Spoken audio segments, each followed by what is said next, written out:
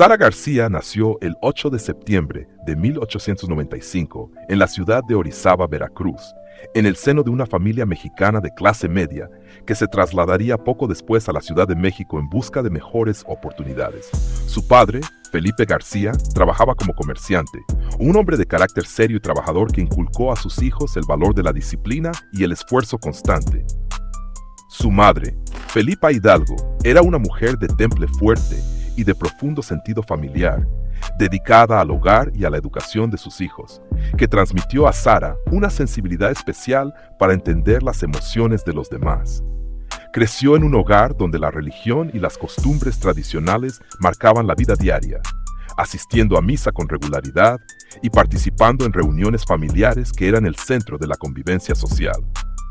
Desde niña mostró una personalidad inquieta y observadora, con una curiosidad por el comportamiento humano que se alimentaba de las charlas que escuchaba de los adultos y de las historias que su madre le contaba sobre la familia y la vida en el México de su tiempo.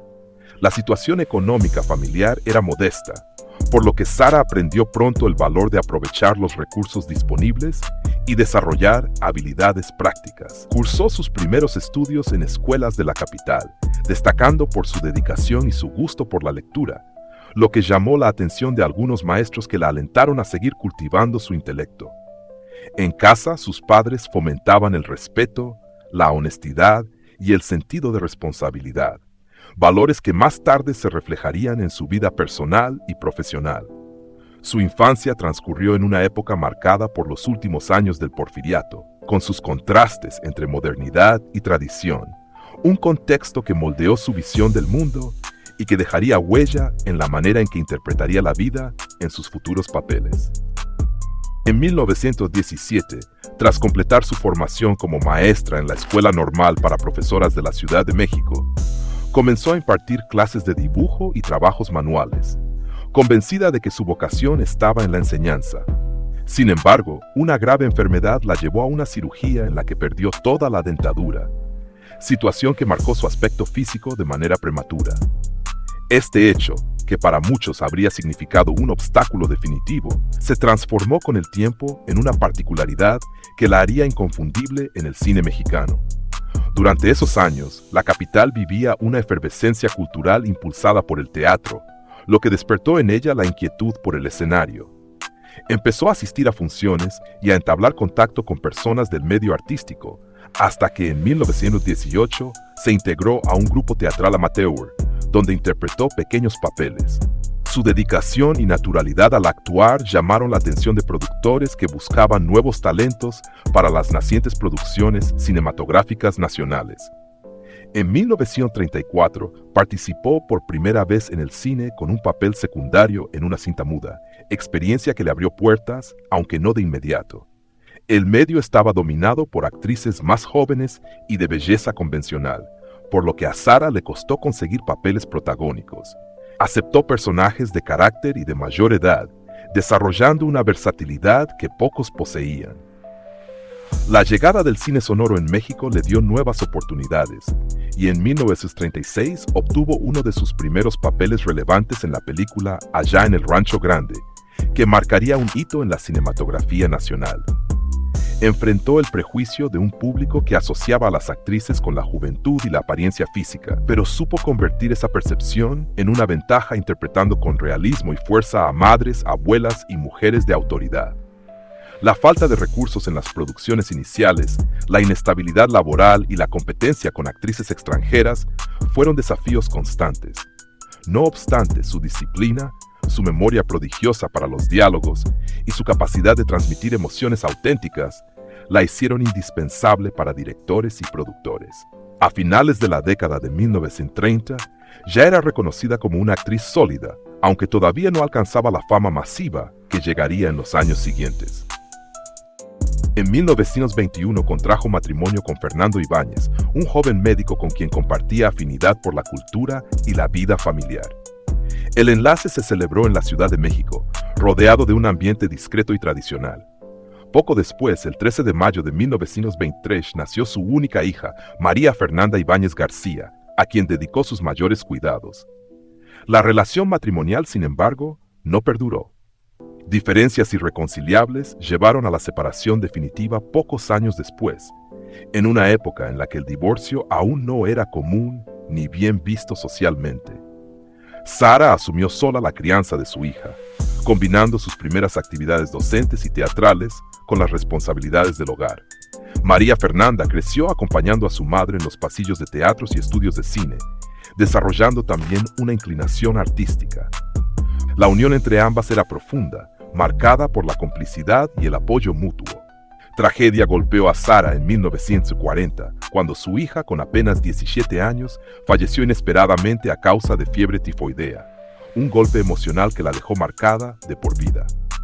A partir de entonces, Sara no volvió a casarse ni tuvo más hijos, entregándose de lleno a su carrera y a una vida dedicada al trabajo y a la memoria de María Fernanda, llevando siempre consigo fotografías y recuerdos que conservaba como un tesoro personal. La pérdida de su hija en 1940 fue el golpe más doloroso de su vida, una herida que nunca cerró y que influyó en la intensidad con la que interpretaba personajes de madres y abuelas, dotándolos de una ternura y un dolor auténticos. En lo profesional, enfrentó la dificultad de mantenerse vigente en una industria que constantemente renovaba sus rostros y estilos. Durante las décadas de 1940 y 1950, en pleno auge de la época de oro del cine mexicano, compitió con actrices más jóvenes y con un modelo de belleza que no correspondía al suyo, lo que la llevó a especializarse en papeles de mujer madura, un nicho que supo dominar con maestría. En algunas producciones tuvo que lidiar con presupuestos limitados, extensas jornadas de grabación y directores exigentes que no siempre valoraban el trabajo actoral por encima de la rapidez en la filmación.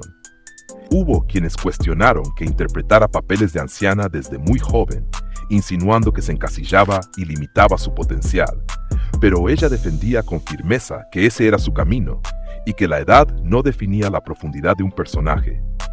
A finales de los años 50, cuando la televisión comenzaba a desplazar al cine como medio dominante, enfrentó el reto de adaptarse al nuevo formato, aceptando trabajar en telenovelas y programas en vivo, donde la improvisación y el contacto directo con el público exigían otra dinámica.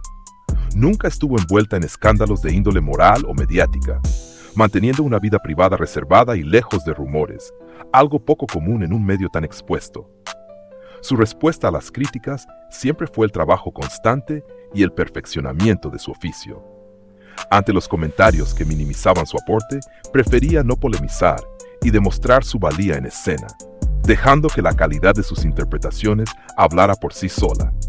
Esta actitud le ganó respeto entre colegas y la convirtió en un ejemplo de profesionalismo que trascendió generaciones. Su capacidad para convertir la adversidad en una herramienta artística inspiró a varias generaciones de actores y actrices en México y América Latina. El hecho de haber transformado una pérdida física, como la ausencia de su dentadura, en una ventaja interpretativa, y de haber asumido papeles de anciana desde temprana edad con total convicción, mostró que el talento y la autenticidad podían sobrepasar cualquier estándar de belleza impuesto por la industria. Su disciplina en los rodajes, llegando siempre puntual y con los diálogos memorizados, fue imitada por jóvenes intérpretes que veían en ella un modelo de compromiso profesional. Su figura se convirtió en sinónimo de la abuela de México, un arquetipo que traspasó la pantalla y que varios actores intentaron emular en otras épocas. Más allá de su técnica actoral, transmitió la idea de que la constancia y la coherencia personal eran tan importantes como el talento. Quienes trabajaron con ella recordaban que aconsejaba cuidar la reputación, evitar el escándalo innecesario y respetar el trabajo de todos en un set, desde el director hasta el asistente más joven. La lección que deja su vida es la de perseverar sin renunciar a la esencia propia, usar los golpes personales como motor creativo y entender que la credibilidad en un personaje proviene de la verdad emocional que el actor pone en él.